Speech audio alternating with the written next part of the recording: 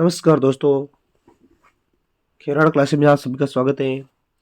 राजस्थान के इतिहास के स्रोत में हम अगला वीडियो लेकर आए हैं। तो उसमें हमारा पहला प्रश्न है, गटियाला प्राकृत अभिलेख किस शासक से संबंधित है? गटियाला प्राकृत अभिलेख किस शासक से संबंधित है? तो यहाँ पर हमारा सही आंसर होगा प्रतिहार ककुट। प्रतिहार ककुट से संबंधित है गटियाला प्राकृत अभिलेख।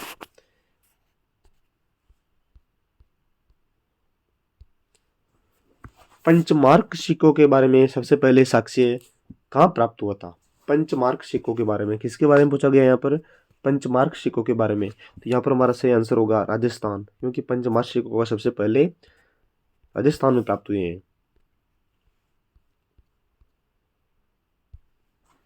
हाड़ी रानी करमती द्वारा जौहर में प्रवेश करते समय दिए गए भूमि अनुदान की जानकारी का स्रोत कौन सा है? हाड़ी रानी करमावती द्वारा जौहर के समय जो भूमि अनुदान की जानकारी मिलती है तो वो किसमें मिलती है दोस्तों? तो वो मिलती है पुरका ताम्रपत्र में। किसमें मिलती है? पुरका ताम्रपत्र में।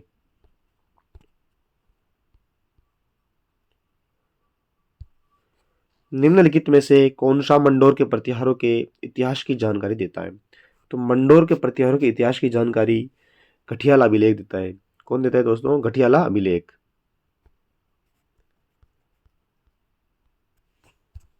राजस्थान में नालियासर, बेरहाट, नगरी से प्राप्त किन राजाओं से संबंधित सिक्के थे? तो ये जो बेरहाट, नलियासर से, बेरहाट से और नगरी से जो सिक्के प्राप्त हुए वो गुहिल राजाओं से संबंधित थे। किससे संबंधित थे दोस्तों? वो गुहिल राजाओं से संबंधित थे। गुहिल, यहाँ पर हमारा सही आंसर होगा गुहिल। बड़ली प्रशस्तर अभिलेख प्राप्त हुआ है। बड़ली प्रशस्तर अभिलेख प्राप्त हुआ है तो यहाँ पर हमारा सही आंसर होगा बिलोत माता मंदिर से। बिलोत माता मंदिर से।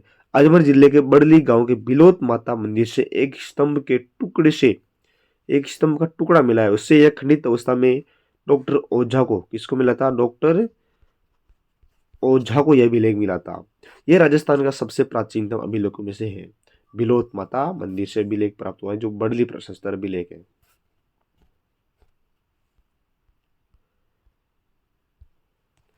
किसानों से वसूल की जाने वाली विविध लाग बागों का उल्लेख किस ताम्र पत्र में प्राप्त होता है? किसानों से वसूल की जाने वाली की जाने वाली विविध लाग बागों का उल्लेख किस ताम्र पत्र से प्राप्त होता है? तो वो है दोस्तों चिकली ताम्रपत्र 1483। चिकली ताम्रपत्र 1483 ईस्वी का है। इससे किसानों से जो लाग भाग ली जाती थी उसका उल्लेख मिलता है। तो वो चिकली ताम्रपत्र है। कौन सा है? चिकली ताम्रपत्र। वागड़ी भाषा में उत्कीर्ण इस ताम्रपत्र में उस समय ली जाने वाली लाग भाग का पता चलता है। तो इस चिकली ताम्रपत्र की भाषा कौन सी दोस्तों? वागड़ी। कौन सी भाषा है? वागड़ी। उस समय पटेल, सुथार, उस समय पटेल, सुतार और ब्राह्मण खेती का कार्य करते थे दोस्तों। तो खेती के टुकड़ों को कटकों में बांटने की पद्धति प्रचलित थी। तो ये यहाँ पर हमारा सही आंसर होगा लाख भागों के लिए तो चिकली ताम्रपत्र होगा। कौन सा होगा? चिकली ताम्रपत्र।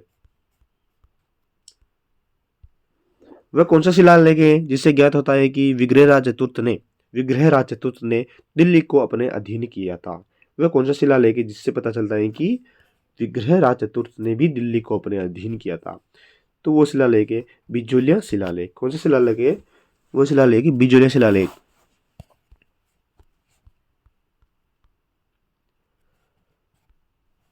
राजपूताना की रियासत के सिक्कों पर एक और साम्राज्ञी विक्टोरिया का चेहरा अंग्रेजी में विक्टोरिया एम्प्रेस लिखा होता है।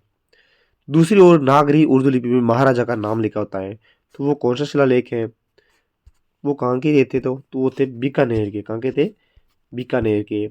1893 ईस्वी में बीकानेर राज्य का अंग्रेजों से सिक्के के संबंध में एक समझौता हुआ था। बीकानेर राज्य का अंग्रेजों के साथ एक समझौता हुआ था जिसके तहत अंग्रेजी राज्य में प्रचलित चांदी के सिक्के बीकानेर के टकसाल में ही बनाए जाने लगे थे। तो 1893 की संधि के तहत ही बीकानेर में सिक्के बनाए जाने लगे थे। उसमें विक्टोरिया एम्प्रेस लिखा होता था। क्या होता था? Victoria empress. और दूसरी ओर नागरी और उर्दू लिपि में महाराजा का नाम लिखा होता था। तो महाराजा का नाम दूसरी ओर था, विक्टोरिया का नाम एक और था। तो ये 1893 की संधि के तहत ही बीकानेर में जो टकसाल थी, बीकानेर की टकसाल में सिक्के बनने लगे थे।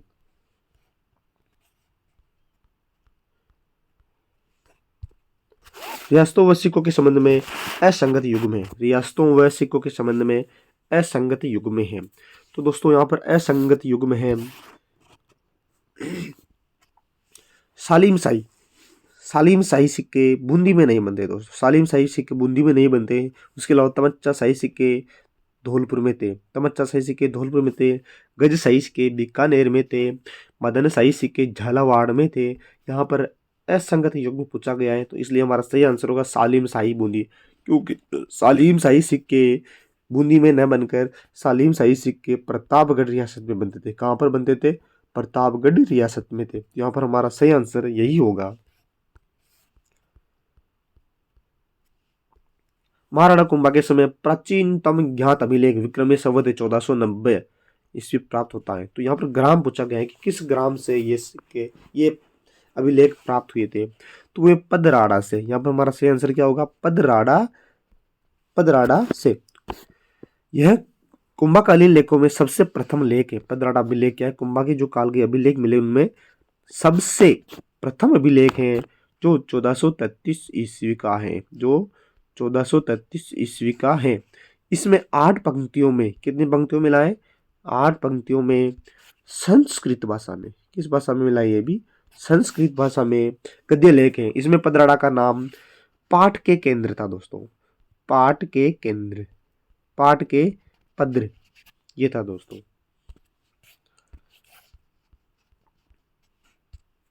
निम्नलिखित में किस तल से इंडो ग्रीक शासकों के 28 सिक्के प्राप्त हुए? इंडो ग्रीक शासकों के 28 सिक्के प्राप्त हुए, तो वो है दोस्तों बेहराट। वो है बेहराट।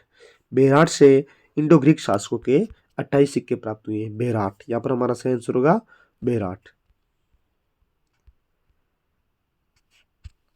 दो अभिलेखों से ज्ञात होता है कि मौर्यों का संबंध राजस्थान से था। तो वो दो अभिलेख कौन कौन से, जिससे ये तो पता चलता है कि मौर्यों का संबंध भी राजस्थान से था। तो वो दो अभिलेख है दोस्तों, कंसुआ का अभिलेख जो कोटा में है और मानमौर्य का अभिलेख जो चित्तौड़गढ़ में है।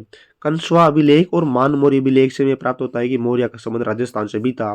तो कंसुआ कोटा और मानमौर्य चित्तौड़गढ़ में, कंसुआ अभिलेख कोटा में, मानमौर्य अभिलेख चित्तौड़गढ़ में। तो यहाँ पर हमारा सही आंसर भी यही होगा। उसके अलावा ये बिचकुला जोधपुर में है, मंडोर जोधपुर में है, चाटसू लेक जयपुर में है और सारनेश्वर उदयपुर में है, हस्तिकुंडी पाली में है और पानाहेड़ा बांसवाड़ा में। पानाहेड़ा कहाँ पर है? बांसवाड़ा में है। अक्केसाई सिक्का राजस्थान की कौन सी रियासत से संबंधित है? अक्केसाई सिक्का, अक्केसाई सिक्का राजस्थान के, अक्केसाई सिक्का राजस्थान के जैसलमेर रियासत से संबंधित है। किस रियासत से संबंधित है? जैसलमेर रियासत से। महारावल अक्के सिंह जी के, महारावल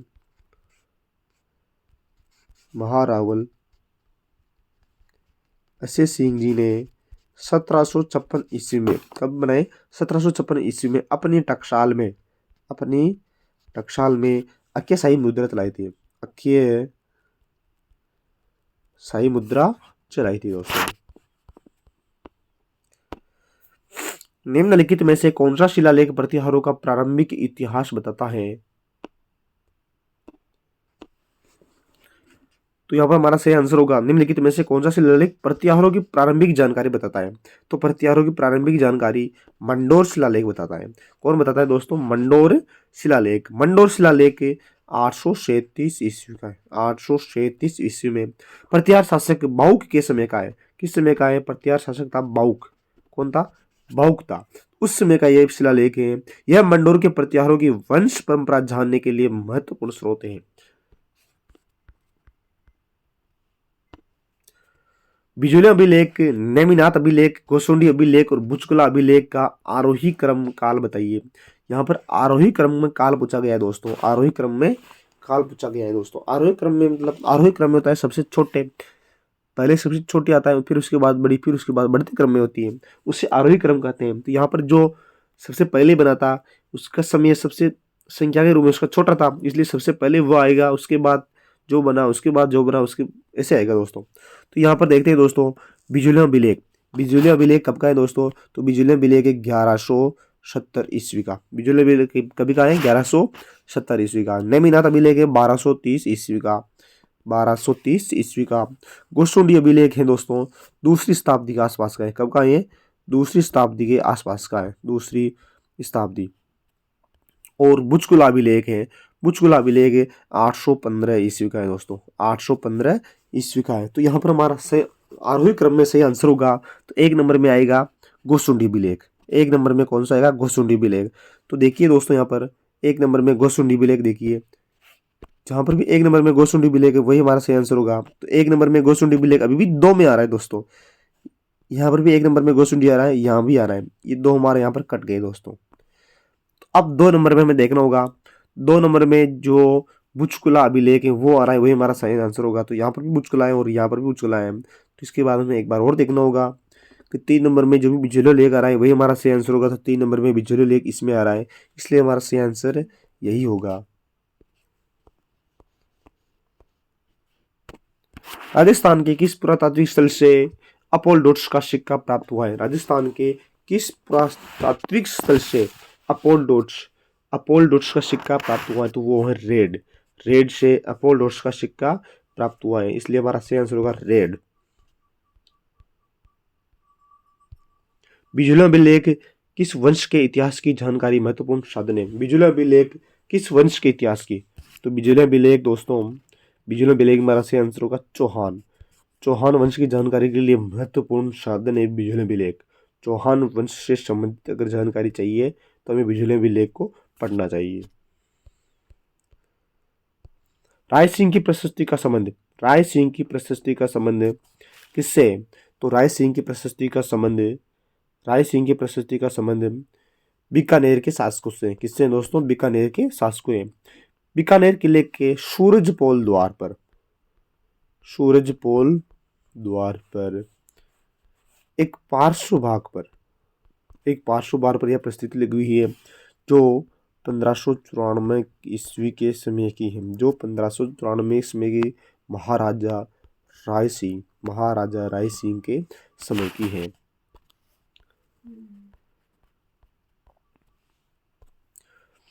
विजयगढ़ यूप स्तंभ लेख का संबंध किस जिले से है? विजयगढ़ यूप स्तंभ का लेख, विजयगढ़ यूप स्तंभ का लेख भरतपुर से। किस जिले से दोस्तों? भरतपुर से। यह लेख भरतपुर के बयाना में विजयगढ़ दुर्ग की दीवार पर है। विजयगढ़ दुर्ग की दीवार पर यह लेख है दोस्तों, विजयगढ़ दुर्ग की दीवार पर, भरतपुर के बयाना में, भरतपुर के बयाना में विजयगढ़ की दीवार पर, जिसमें यशोवर्धन के पुत्र विष्णुवर्धन द्वारा मालव युग के पुंडरीक यज्ञ करने का उल्लेख भी विजयगढ़ यूप स्तंभ लेख में मिला है दोस्तों।